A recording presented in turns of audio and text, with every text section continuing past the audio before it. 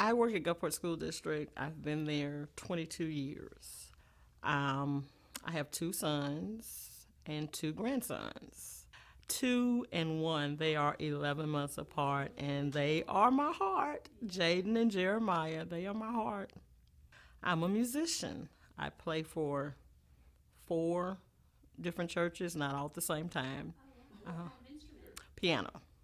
So I'm quite busy. My stroke happened May 19th, 2009. Well, all that day we had been getting ready for a retirement celebration for one of our secretaries who was leaving us.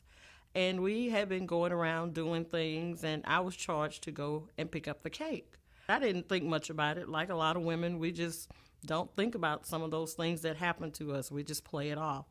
My left arm was numb, and I was kind of dizzy. And I asked the lady to put the cake in the car for me. I said, because I'm just not steady. She said, well, you are kind of walking with a limp. And I said, well, I'm just tired. And I thought it was kind of strange. I got to an intersection, and a red light was on the next intersection. I guess I was so focused on that one, I wasn't paying attention to what I was doing. And I sat at the stop sign for about 5 minutes waiting on it to change. That's not right. I kept noticing I could not pick up my left arm, just could not pick it up. And I was sitting at the table, and I started feeling dizzy. And all of a sudden, just out of nowhere, I just started crying. Something's wrong. And by that time, my arm just kept just flopping on the table. It was like it was just useless. I had no use for it. I said, I don't know. I said, take me to the emergency room. Went into the emergency room, and immediately they wheeled me back. I still wasn't expecting them to tell me that I'd had a stroke. When they told me I'd had a stroke, I knew nothing about stroke symptoms except what I had in my mind. Your face droops, you drool, you might pass out. I didn't know anything about, I had a time limit from the time that I have had it to the time I get to the emergency room. I didn't notice anything, just the numbness in my hand, and I just thought that was just normal carpal tunnel because I use my hands so much playing the piano, working on the computer all the time. I just thought that, like I said, I slept wrong on it. I didn't know anything about having a stroke or the symptoms. The most part of my life that was impacted was not being able to play the piano. I've been playing the piano since I was 5 years old, and I love playing the piano. And when I tried to play it after I got out of the hospital, it was such a struggle. That's why I made sure that I kept up with everything they told me to do, the therapy and everything. And I went to church, and I had to sit there because I couldn't play the piano. And that's my heart. I love playing my piano. Get help immediately. Even if you do not think that you're having a stroke, don't take any chances. Do not take any chances. I feel like I was blessed because all I had was just the left side paralyzed for maybe 2 weeks.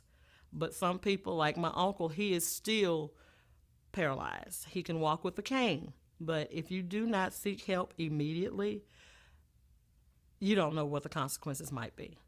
They said I was lucky. I say I was blessed because I didn't require all of the therapy that a lot of stroke victims require. I was determined to be able to play my piano again. My support system consisted of my two sons, my mom, and my brother. I have one brother that still lives in the city, and he was a big help.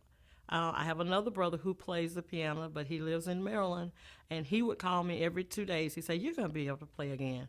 I say, I hope so. I do, because like I say, I just love playing the piano, and it just hurt me so much. But my church family, all of the church families that I'm involved with, they were coming by every day during my recovery. They would call me. They'd check on me. They'd check on my mom because I take care of my mother. So they made sure that it was very, very easy for me to recover without any stress. My life has changed. I have my diabetes under control. I've lost about 75 pounds in the 2 years, and I have kept it off, and I am still losing. If I had not been taken to the hospital when I did so quickly, I do not believe that I would have recovered. I believe that the paralyzation in my left arm would have stayed like it was, and I would not be able to function as well as I am. And I wouldn't be able to play the piano. If I'm in the room with someone and they are experiencing some stroke like symptoms, I am immediately calling 911. Even if it's not a stroke, it's better to be safe than sorry. We have got to start taking care of ourselves. And I know that because of my grandkids, and I want to see them grow up. They are young now, but I want to be able to see my grandkids grow up, and I want to see my kids achieve what they want to achieve. We have got to stop putting things off like, I need to go to the doctor, but I don't have time. We've got to make time. My advice to everyone, whether you know anything about a stroke or you don't, you can never find enough information. Do like I did. I searched on the internet. I read pamphlets. I read books. I read everything that I could get a hold of so that I would not have another stroke, or so I can help somebody not have one.